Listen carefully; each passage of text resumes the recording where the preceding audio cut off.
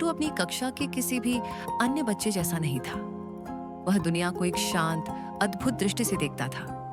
Pluto के लिए नजर मिलाना शर्म नहीं था, ये बोझिल था, मानो हजारों टिमटिमाते बल्बों को घूरना हो। घर पर उसकी माँ मीरा समझती थी, जब तुम बात करते हो तो मुझे देखने की जरूरत नहीं, उन्होंने नरमी से कहा। सोमवार की सुबह उसके शिक्षक ने उसे पुकारा। प्लूटो ने सही उत्तर दिया, लेकिन इधर उधर देखता रहा। जब उससे आंख मिलाने को कहा गया तो प्लूटो जम गया। आंखों की चमक बहुत शोर जैसी, बहुत भारी लगती थी। स्कूल के बाद प्लूटो ने तारों में सुकून पाया। ग्रह कभी घूरते नहीं, वे बस घूमते थे, शांत और सुंदर। उसका शिक्षक उसके पास बैठ गया। क्या तुम बताना चाहोगे क्यों? उसने धीरे से पूछा। प्लूटो ने फुसफुसाया, आंखें बहुत चमकती हैं। राजन सर ने सिर हिलाया। ये दिखाने के लिए कि तुम सुन रहे हो, मुझे देखने की जरूरत नहीं है। प्लूटो ने खुद को समझा हुआ महसूस किया। अगले दिन प्लूटो ने नेपच्यून के बारे में एक तथ्य साझा किया।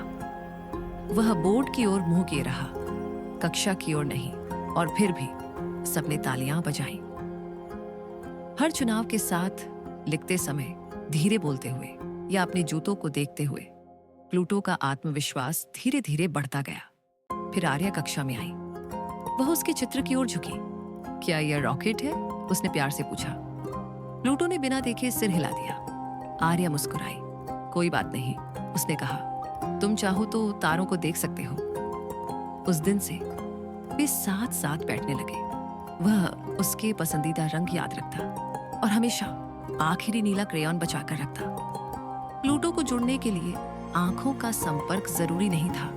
उसकी दयालुता और उपस्थिति उसकी नजरों से कहीं ज्यादा बोलती थी, क्योंकि असली जुड़ाव आंखों में नहीं होता। ये दयालुता ध्यान और मौजूदगी में जीता है। कहानी की समझ प्लूटो की आंखें में। 8 वर्षीय प्लूटो आंखों में देखने को लेकर संघर्ष करता है।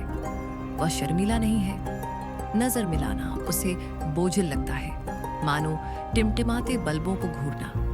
स्कूल में उसके शिक्षक राजन सर शुरू में उसे नहीं समझते, लेकिन जब प्लूटो अपनी बात समझाता है तो राजन सर उसकी सुनने और जवाब देने की अपनी शैली का सम्मान करना सीखते हैं। एक नई मित्र आर्या प्लूटो को बिना जज किए स्वीकार कर लेती है। दोनों मिलकर यह खोजते हैं कि असली जुड़ाव के लिए आंखों का संपर्क जरूरी नहीं होता, बल्कि दयालुता, ध्यान और समझ ही पर्याप्त है।